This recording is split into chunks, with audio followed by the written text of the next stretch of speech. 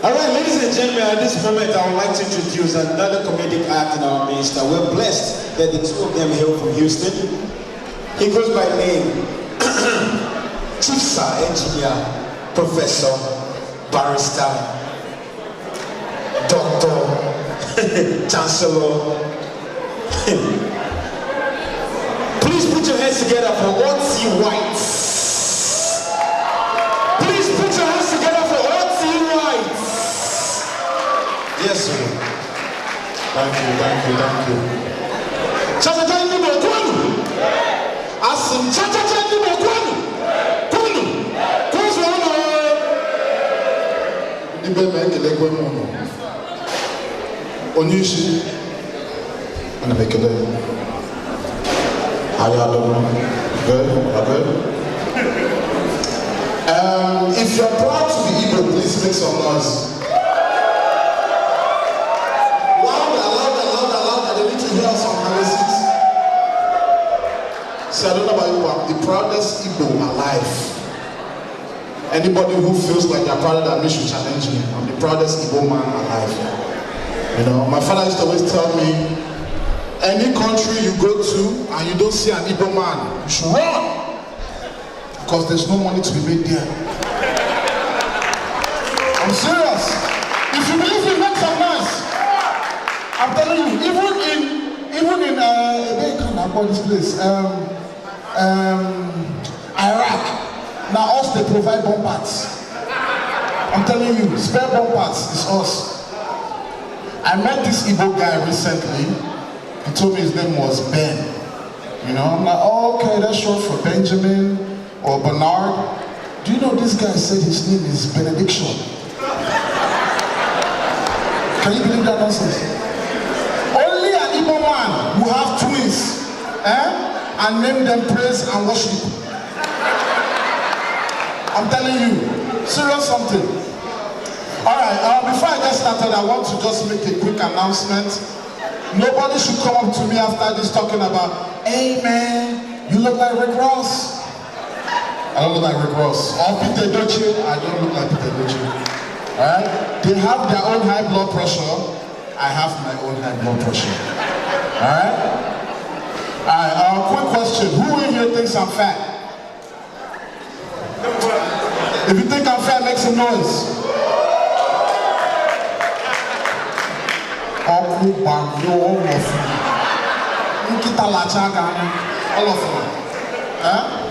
I'm going to tell you something. In life, I've realized two things. There are two sets of people. Alright? People who are not fat, but call themselves fat. And people who are fat, but don't know they are fat. Now, the first set of people who are not fat, but call themselves fat, these are usually ladies. Right? They will say one nonsense like, hey baby, do I look fat in this? You ask me, that is fat. If you look fat, I will agree with you. I will ruin your day. I will agree with you. Now the second set of people, these are people who are fat, but don't know they are fat. Now, I will tell you how to know if you're fat. Simple things, very simple things. If you're ever sitting down in a chair,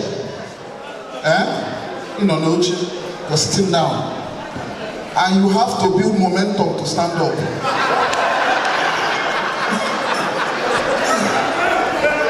You're fat.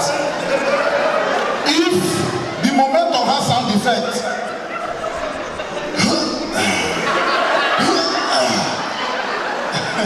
you are really fat.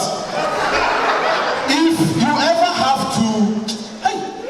have to put on your belt before putting on the trouser, because your hand cannot go around,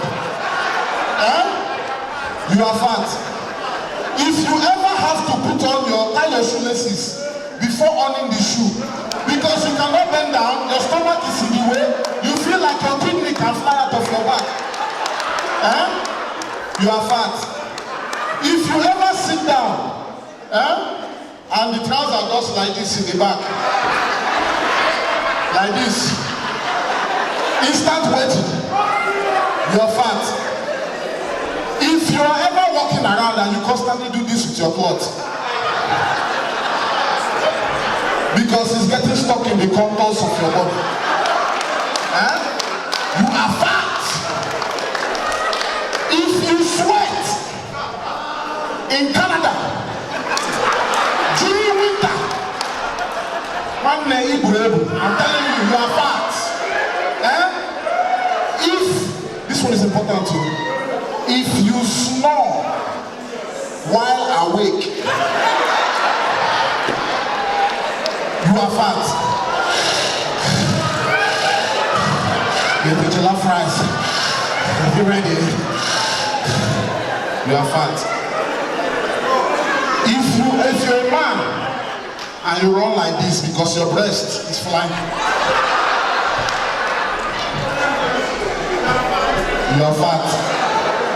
If you're a man, listen, if you're a man and you carry a newborn baby,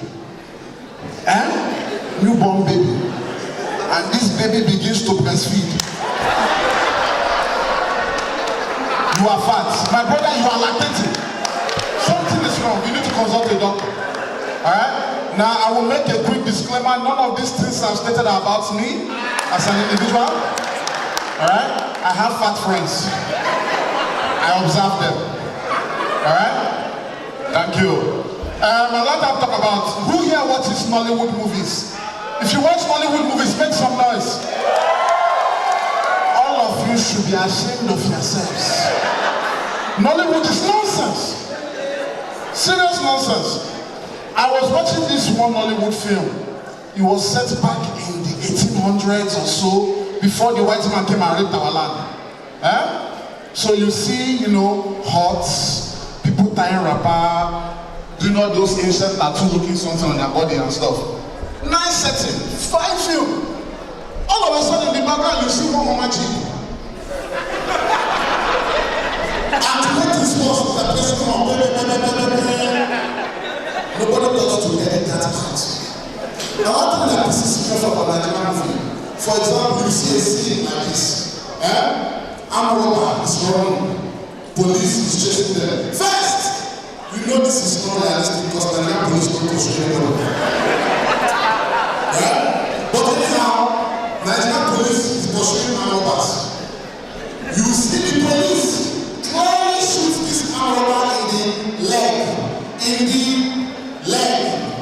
Got to the next scene, you see him on the hospital with bandage on his head. Please explain to me how. Then the one who wants small steam and says, how? The other thing that pisses me off about Nigerian movies,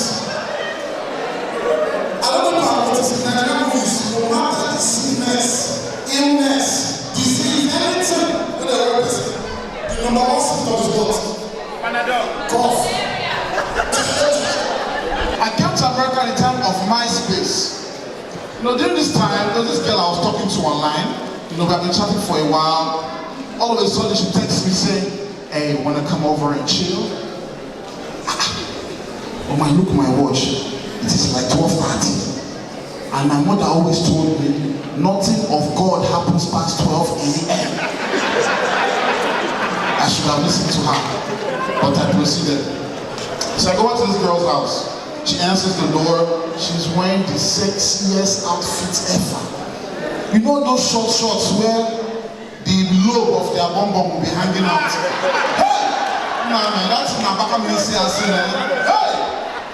So she's wearing this. She answers the door. I come in.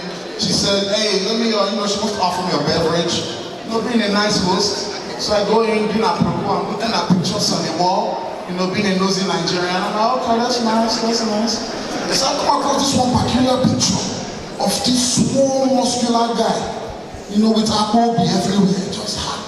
Nah, man. And this guy now had tattoo all over his body, including his face.